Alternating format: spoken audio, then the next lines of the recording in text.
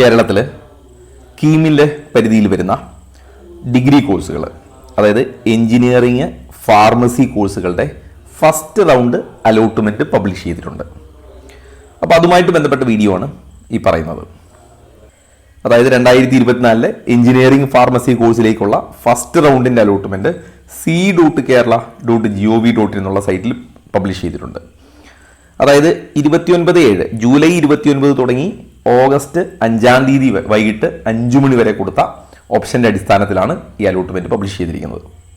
ഇനി ഫസ്റ്റ് റൗണ്ടിൻ്റെ allotment related വിവരങ്ങളെല്ലാം തന്നെ നിങ്ങളുടെ ഹോം പേജിൽ അവൈലബിളാണ്. കുട്ടി കീമിൻ്റെ സൈറ്റിൽ കയറി കാൻഡിഡേറ്റ് പോർട്ടൽ ഓപ്പൺ ചെയ്ത് കുട്ടിയുടെ കാൻഡിഡേറ്റ് പോർട്ടൽ ഓപ്പൺ ചെയ്ത് നോക്കുമ്പോൾ നിങ്ങൾക്ക് അലോട്ട്മെൻറ്റ് കാണാം.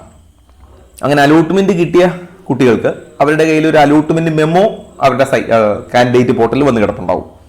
ആ മെമ്മോ ഡൗൺലോഡ് ചെയ്യുക. ഈ മെമ്മോയുടെ പ്രിൻ്റ് ഔട്ട് നിർബന്ധമായിട്ട് എടുക്കുക.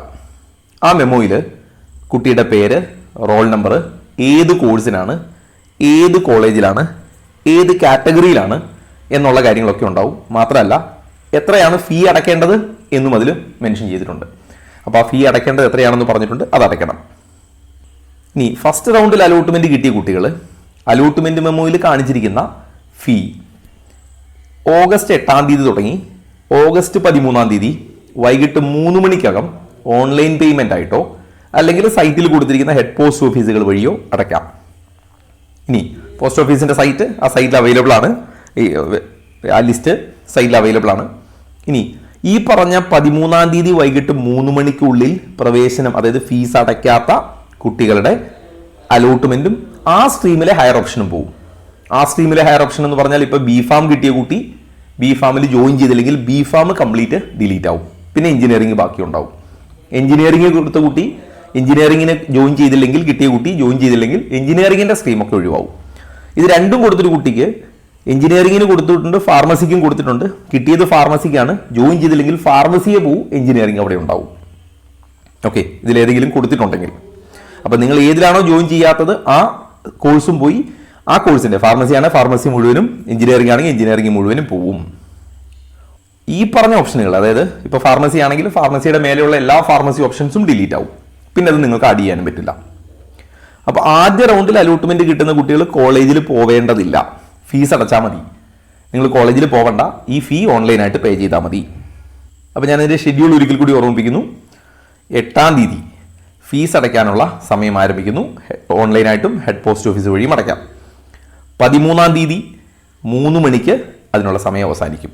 ഡയറക്ടറേറ്റ് ഓഫ് ടെക്നിക്കൽ എഡ്യൂക്കേഷൻ്റെ കീഴിലുള്ള ഗവൺമെൻറ് എഞ്ചിനീയറിംഗ് കോളേജുകളിലേക്ക് അലോട്ട്മെൻറ്റ് കിട്ടിയ കുട്ടികൾ, അതിൽ SC, ST, OEC ഒഴികെ ബാക്കി എല്ലാവരും തന്നെ ട്യൂഷൻ ഫീസിനൊപ്പം 1000 രൂപ കോഷൻ ഫീ അടയ്ക്കണം. അത് നിങ്ങളുടെ അലോട്ട്മെൻറ്റ് മെമ്മോയിൽ കാണിക്കും. അത് നിങ്ങൾ അടച്ചാൽ മതി.